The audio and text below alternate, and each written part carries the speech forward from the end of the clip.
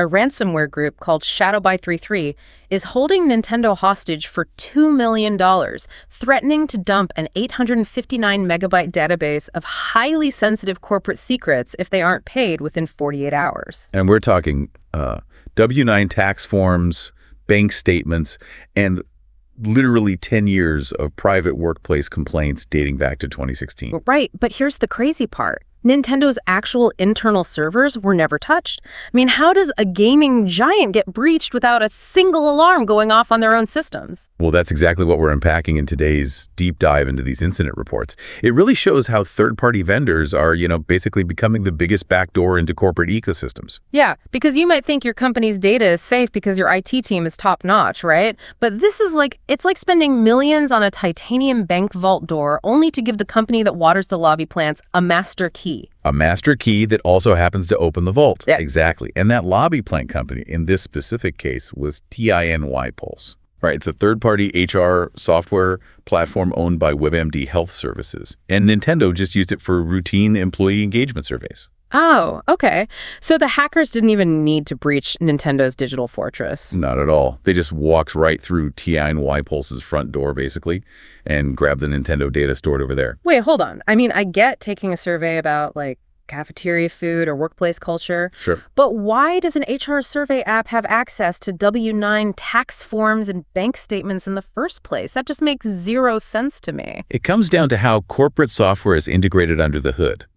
So to make these survey platforms work seamlessly, IT departments connect them directly to the company's core HR database. Through an API, right. Exactly, an API, which is essentially just a digital bridge. Instead of manually updating employee lists every single time someone is hired or fired, the systems just sync automatically. Okay, but how does that lead to bank statements leaking? Well, the fatal flaw here is over-permissioning. Whoever set up that bridge, they didn't restrict the data flow to just names and emails. Oh, wow. Yeah, they left the pipeline wide open. So they gave this peripheral survey tool read access to the entire HR profile, including all those financial documents. So, gamers' personal accounts and credit cards are completely safe, but the actual people making the games have their personal lives laid bare because of a sloppy API connection. Pretty much, yeah. And armed with this massive leverage, Shadow33 demands their $2 million. But Nintendo's reaction is ice cold. I mean, they publicly shrug, claim the leak is mostly outdated surveys from a tiny subset of employees, and just flat out refuse to pay. Which is a bold move. It feels incredibly risky. If I'm a hacker and I'm ignored, I'm not going to just quietly delete the data, Yeah. I'm going to make it hurt.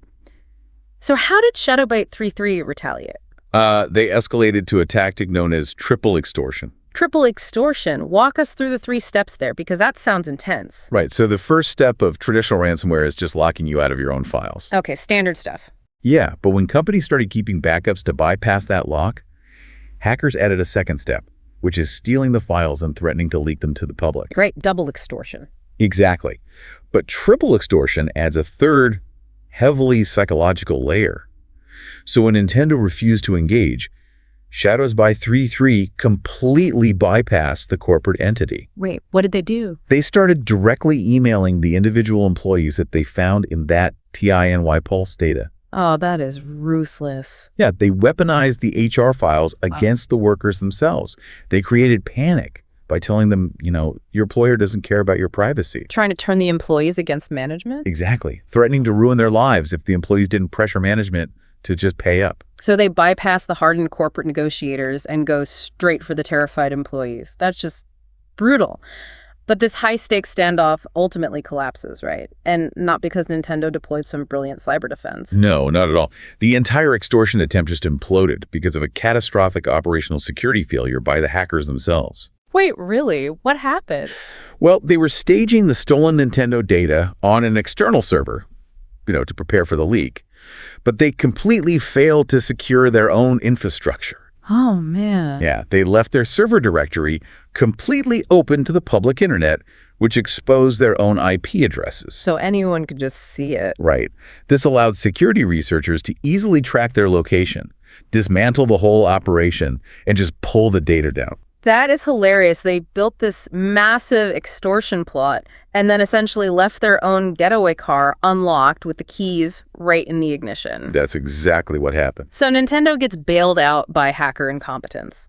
The broader lesson here remains terrifying, though. I mean, perfect perimeter defenses mean absolutely nothing if your peripheral data is outsourced and overexposed. Absolutely. I mean, the supply chain is basically the new front line. You can spend millions hardening your own networks, but your corporate ecosystem is only as secure as the weakest vendor you grant access to. Right, which leaves you with this to mull over. If your employer uses an external software platform to, ask how you are feeling at work, who else might eventually read your honest feedback and what could they do with it?